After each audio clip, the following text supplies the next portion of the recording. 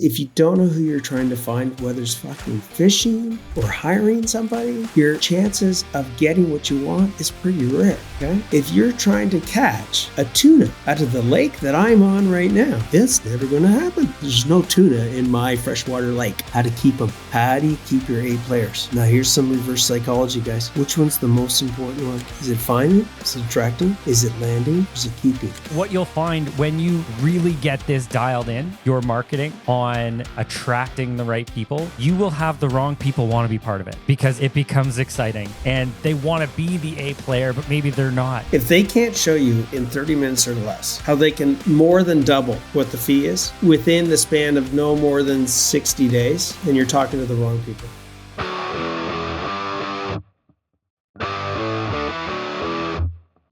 So here we go. Guy comes to me and says, "Hey, Andrew, want to go fishing?" So, yeah, okay, cool. What do you want to fish for? Now, guys, why is that so important? How's this got to do with hiring?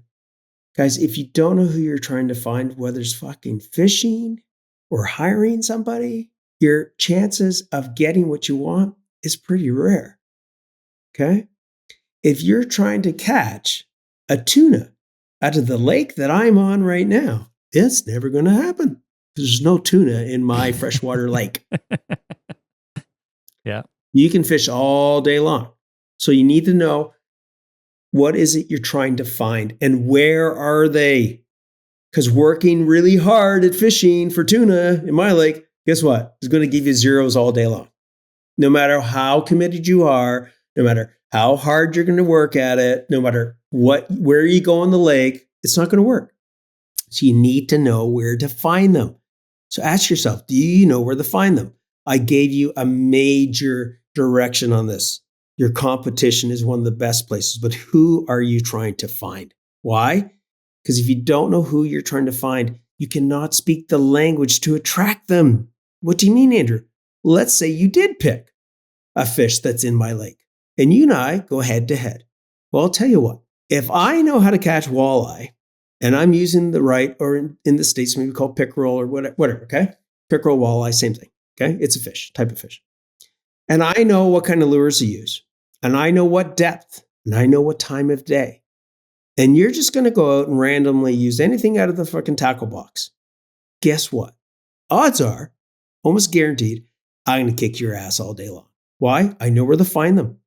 Because I know who it is I'm going for. Number two, I know what lures to use.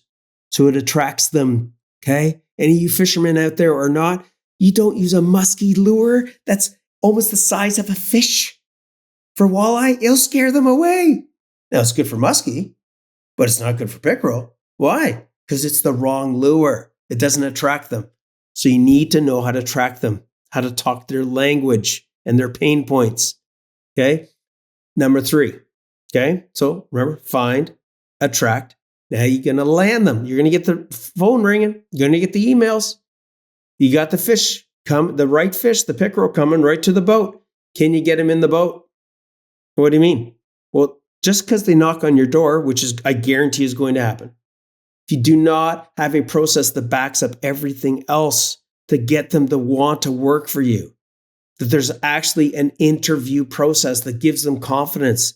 You get them to get a tour. You get them to meet some of the guys. You get them to feel this culture that you've got. Then you're not going to land them. Guys, this is like fishing. Isn't this interesting? Oh man, I'm fishing for muskie. It's a 40-pound fish. Shit, I forgot the net. Well, good luck getting that thing in the boat. Or a tuna. Oh, I'm just going to reach down and grab it. What? You would think you were crazy if you saw a fisherman doing that, right? Absolutely. But yet this is what we do in fucking business when we're hiring somebody. Now, what's the last one? The last one's the most important. How to keep them. How do you keep your A players? Now, here's some reverse psychology, guys. Which one's the most important one? Is it finding? Is it attracting? Is it landing? Or is it keeping? I'll give you the answer. It's keeping them. It is keeping them. If you cannot keep your A players, don't worry about finding, attracting, or landing. And let me tell you something. Your best source of finding, attracting, and landing is your current A players. A players hang out with A players. What? Yeah, they do. Do thieves hang with good people? If the good person knows that they're a thief? No. Well, guess what? A players don't hang out with D players. Why? He's a dogger. This is a worker. This guy has pride in what he does. This guy doesn't give a shit. These two, in the trade world, they do not like each other. As a matter of fact, I've seen it get like this in the trade world. Okay? Even myself, dragging a guy off a job site because we don't do it like that. Guys, notice the principles in life are being applied to the principles in hiring. You want to find a good friend? You want to attract a good friend? You want to land a good friend? You want to keep a good friend? Well, there's some common sense principles with those things. Isn't it funny? But if you can't even keep any classic, right? Or a spouse, if you can't keep your spouse happy, you can't keep the kid, you can't keep your friends happy. Don't worry about finding more. The best, like everybody's probably listening to this going, holy fuck, this makes sense. Yes. So what do you have in your business that's actually systematic, that has a structure that guarantees that this works in a flow and that you keep your A players, guys? So there you go. That's what the book's about. I want to jump in on one piece of your analogy just so that I can play in the fishing game. Here's the thing. Sometimes when you know where to fish, you know what you're looking for, you know the depth, you know the right bait, right? You're looking for a muskie and you throw out the muskie lure. Every now and again, you're going to get a perch or a bass jump onto that lure, and that's okay. But that's part of identifying that, hey, that's not necessarily what we're looking for. And one of the things that we'll find, guys, as you pinpoint this, and honestly, recruitment is like, that's my baby on my side too. So Andrew, I can completely appreciate why you've got so much passion attached to this, because people are so important to our businesses, right? Like we need those A players. And these people are the people that we spend the majority of our time with. Like we've got to make sure that these people are creating the right environment for us too, right? So what you'll find when you really get this dialed in, your marketing on attracting the right people, you will have the wrong people want to be part of it because it becomes exciting and they want to be the A player, but maybe they're not. And so you might find that you have to sift through a little bit more. You got to take the perch off the musky lure. But, as long as the musky lure is in the water at the right depth, at the right time, looking for the right fish, you will eventually land them. And sometimes you have to be a little patient with it because there are going to be some other fish that are maybe excited about what you're trying to do. So anyway, that was my little contribution to your analogy. And then the only other part that I would add in is, and this is what we're finding now, Andrew, and I'm sure you're seeing the same thing, between land and keep, there's that time where, we're landing this new tradie, this new A player, this new foreman, this new estimator, this new hands-on laborer that is just ready to grow as an individual. We give them an offer. They've found the bait. They've been attracted. They've come in. They're excited to be part of what we're building together, right? And then they go back to their job site. We've accepted an offer. They're ready to move. They go back to their job site, and shitty CEO who's got chaos everywhere says, we're going to be better. We're going to change. We're going to create opportunity for you. We're going to match their salary. We're going to do all this. So there's a gap now that I feel needs to be a focus area between the land and the keep that has them showing up on their start date, between land and start date, that we have to show them some love. And I'm sure everybody who's listening has experienced, we had this really great candidate. We signed them up and they never showed up because their former employer said, we're going to change. We're going to do this better. We know you. They know, like, trust. That person doesn't have to take a leap to go into something unfamiliar. We just need to do a really good job. And that's part of Andrew formalized the terminology to be onboarding. That needs to be starting at the time that you make that offer. That onboarding needs to start. Connection needs to happen. We need to get them the hell out of that workspace and into ours as fast as possible. And you know what? The A players are going to be the ones who say, we're going to give them extra time because we don't want to burn any bridges. We want to help them. We don't want to leave them stranded.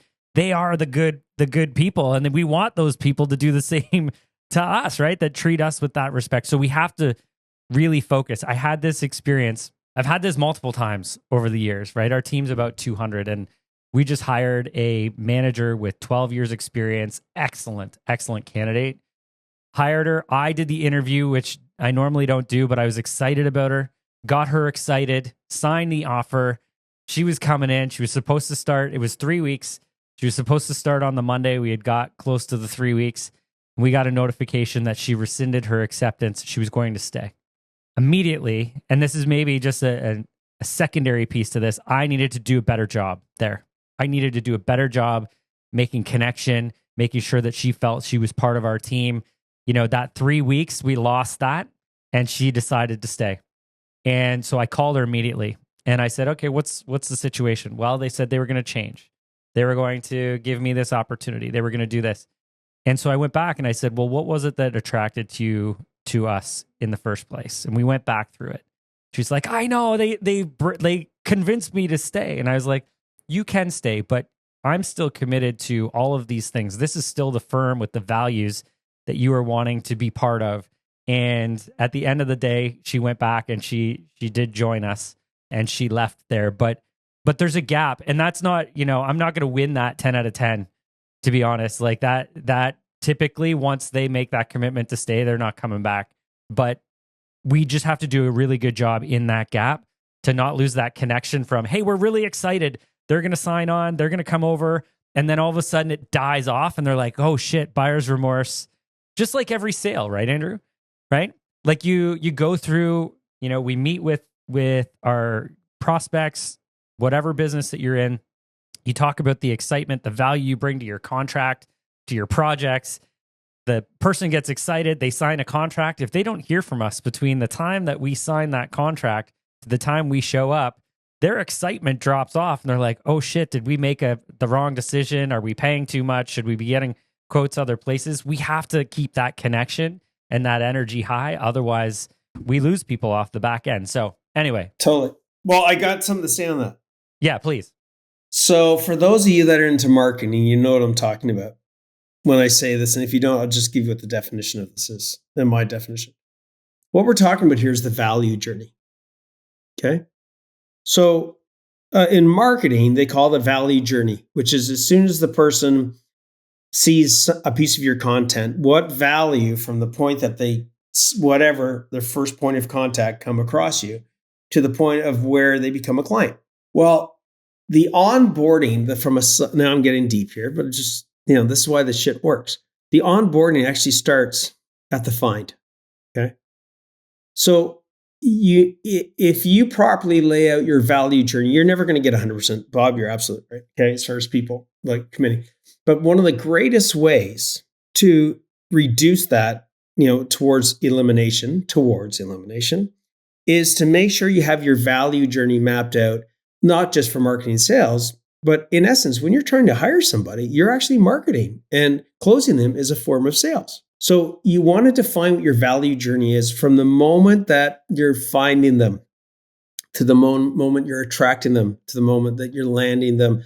And that moment in between, one of the greatest factors that makes people follow through with you is how well they believe they see themselves in your story, in your journey. So that's where you have to really emotionally connect with these people. So when I use the analogy, or not the analogy, I said, you know, you want to get somebody to come in and meet some of the team players. You want them to be part of the story of them thinking, man, this is so great. I can't wait to work here. Okay. If they just meet you and don't meet the rest of the team, if they don't experience some form of culture, if they don't come to some form of an event, let's say all the guys, I'm just using an example. Let's say I shouldn't say guys, but say the team is going out for pints at the pub. I guarantee you this. You will increase significantly your percentage of people going from the land to keeping them. If these, let's say it's tradies, and you invite that person out to the pub, I swear to God, think about this. If they're coming out and having a pint with you and the other team members, they now have, you know, shooting this shit, not just talking about work. hey, you guys got kids, you got family. Now they become part of the story, they see themselves as part of this culture and this community. What Bob talked about earlier about why it's so important to reach out as an owner and be part of a community. Well, guess what? As a team player, they want to be part of a community as well. Hardly any companies do that. Why do you think Google, guys, think about this. These guys have mastered some of this shit. Why do you think they have huge cafeterias? Food is free. They have all these events. Why? Outside of work. Because it's community. What do they got in there? Got pool tables, guys. Yeah, I've seen it. Right? Right? True? Right? They got ping pong tables. Why? Because having fun at work now doesn't make you feel like you're at work. And people are like, man, I want to be part of that. They have family get-togethers. Well, when you come into an environment like that, and you're working at a place that has none of that, when they come to you and when that current employer says, hey, I'm going to give you this, when they experience something that is magical, that they cannot see themselves experiencing at the other place beyond money, guys, the chances of them sticking is massive. Hopefully that helps, Bob. I love it. No, I completely love it. And you know what, guys? So here's the deal, right? Everything Andrew and I have talked about, this is why you invest in working with people who have this knowledge and experience.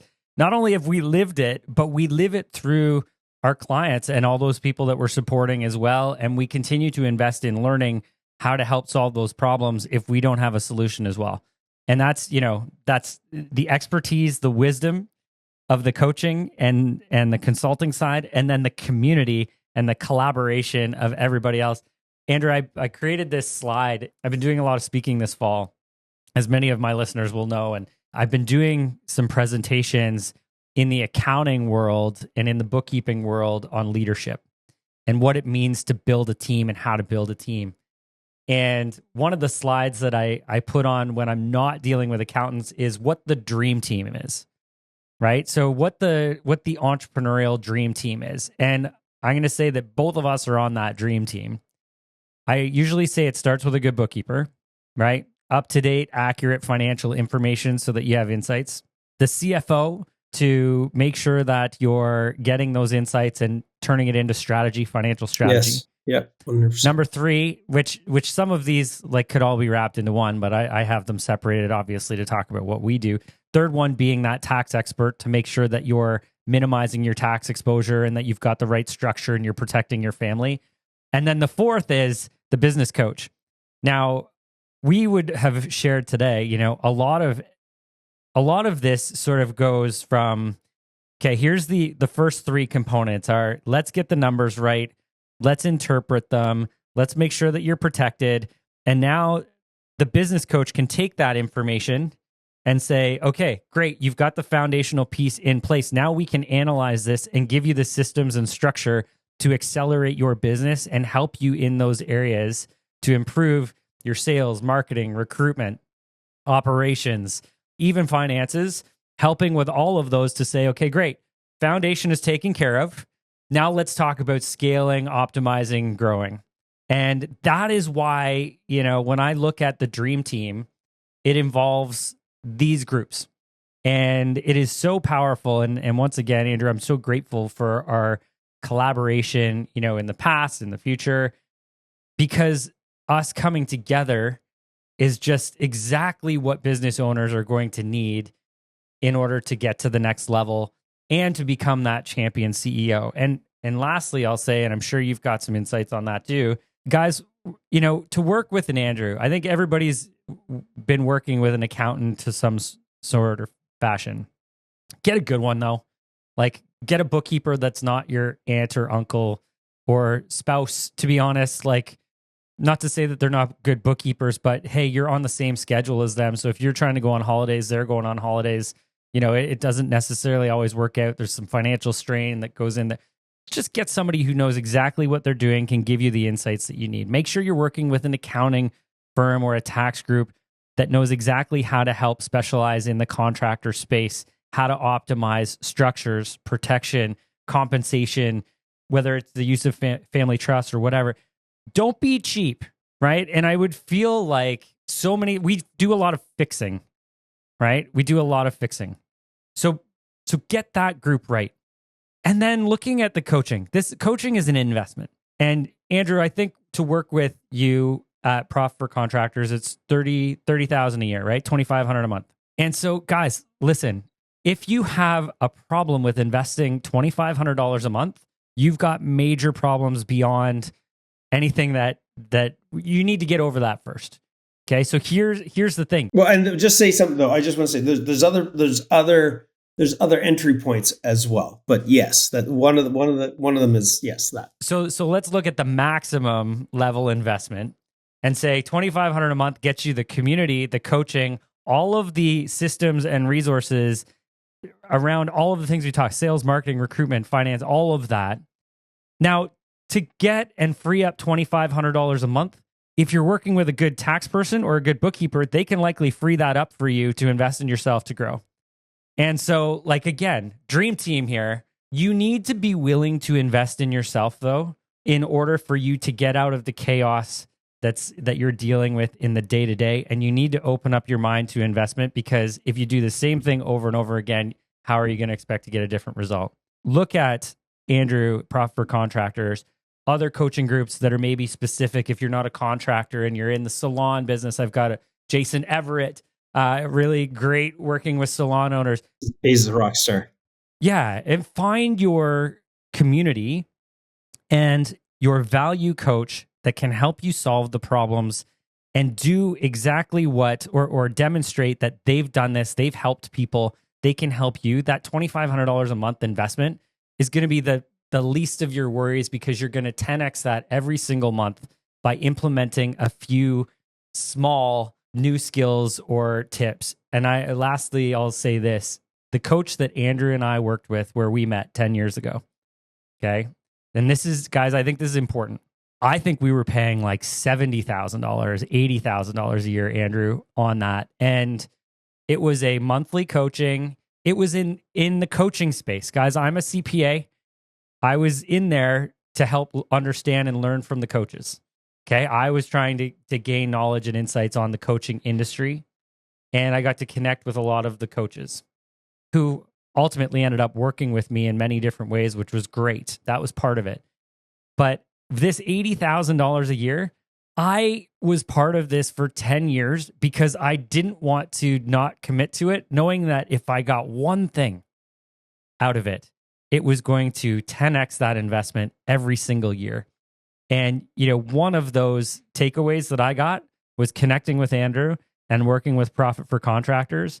And, financial collaborative opportunities aside, the impact that we've been able to have together was well worth that investment, 10x over and over and over again. So, it's not going to just be the quick financial. It's going to be the one thing that you can implement every month that's going to be worth way more than $2,500 a month, that you don't want to miss in taking your life and your business to the next level. End rant from me. But I, as you guys can tell, both Andrew and I are extremely passionate about this. We love the people that we serve. And what we really want is to make sure that everybody has the best life and is as successful as they can be. And we want to give them everything we can to get them there. Got it. When you guys are talking, if you guys reach out, whether it's here at PFC or with Bob and his team or anywhere else, I have a little filter fast thing for you guys to think about to see if this person's the right fit for you. If they can't show you in 30 minutes or less how they can more than double what the fee is within the span of no more than 60 days, then you're talking to the wrong people. And I'm not just talking about things that you might be like, oh, I thought about that. I'm talking about shit that's a paradigm shift where you're like, oh my God, I never looked at it that way. I never saw it that way. So if they can't show you that in 30 minutes or less, time for you to move on. Okay? Because Bob and I can look at your businesses literally in a way less than that. For me, it's probably less than 10 minutes. And if I can't show you a way to at least double what the fees are, I won't even let you in. Because You know why? Because that means you're not the right fit. Because I'm not here to make you have cash flow issues. Neither does Bob, or have profit issues. Like, that's part of our filtering. Like, you get chosen into what program is the right fit for you.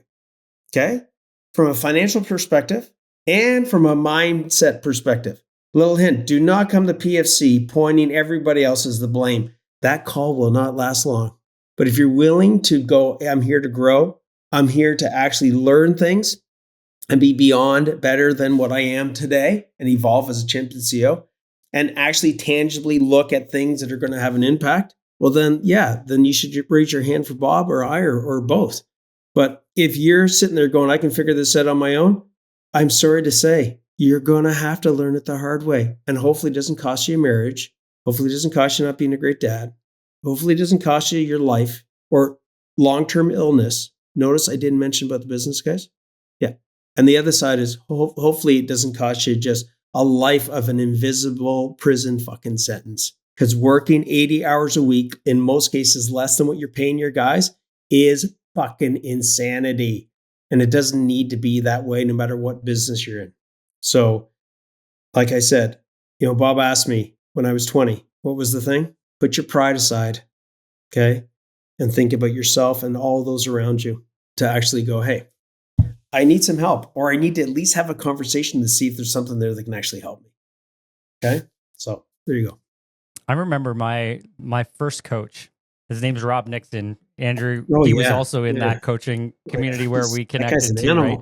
He's a beautiful, beautiful human. And I remember, and sort of this is just tying in this last piece, guys, because I know I've sort of beat the coaching piece to say the drum. Yeah, like you've got to consider it. And I'm going to let it go, but man, if you really want to grow your business and scale your business, you've got to invest in yourself and find the people who've done it. That would be my number one thing I would tell myself.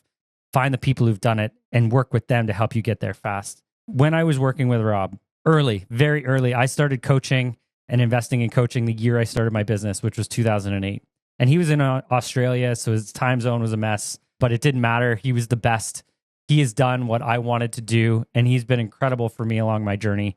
And we're great friends now, although he said I've grown out of him being able to coach me because I don't fit in his market anymore, and he hasn't worked with 25 million a year companies. But, he still gives me the insights of you never lose those foundational components of, hey, here's the efficiencies of how to do a job faster. Whether I'm 25 million or a million, those things still continue to come back. So I disagree with him. I think he could still coach me. But anyway, one of the things that Rob said to me that hit me and struck me so hard, in fact, I think it was put out in our marketing this week, was if we don't share every way that we can help support our clients be successful, then we're doing them a disservice. And his intention was to say, hey, if you offer multiple solutions, make sure your clients know about them.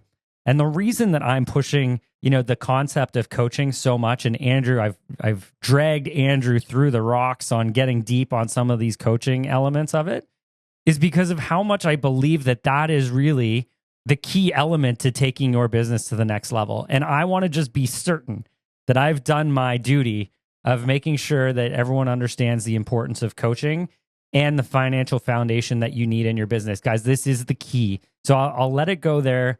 But I wanted to just give the context as to why I went so deep on it, because it's so important that you guys understand this is a way that we can help you.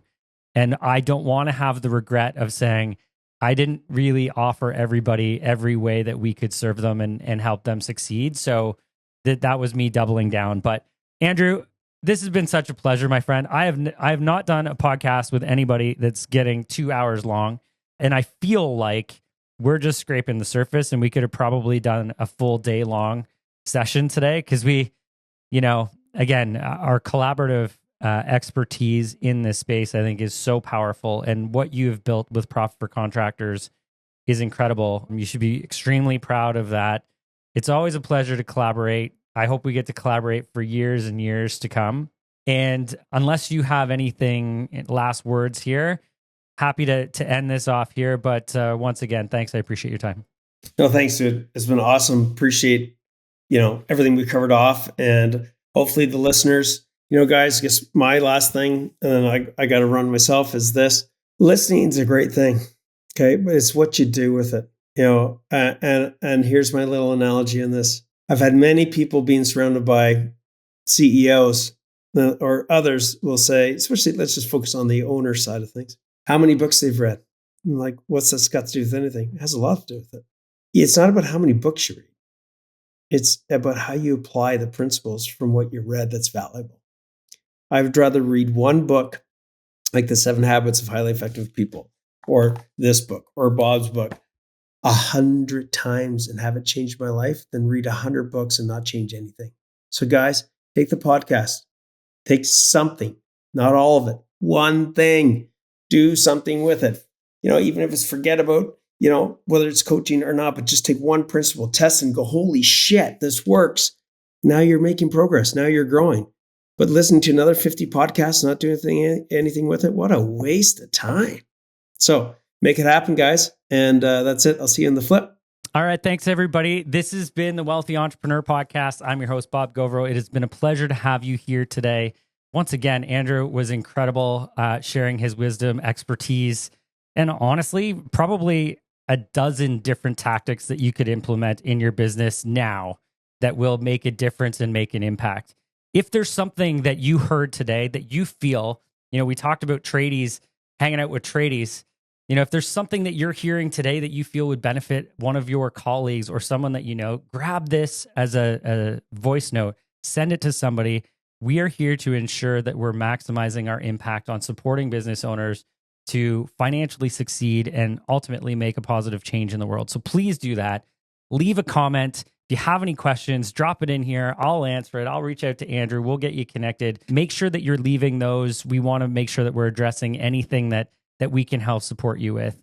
And lastly, give us a follow, give us a like. As you can tell, this is probably going to be a multi-part series, probably broken into 3, because we don't want it to be too long for people to digest in a single episode. So we'll do this over the next 3 weeks, but we release an episode every single week.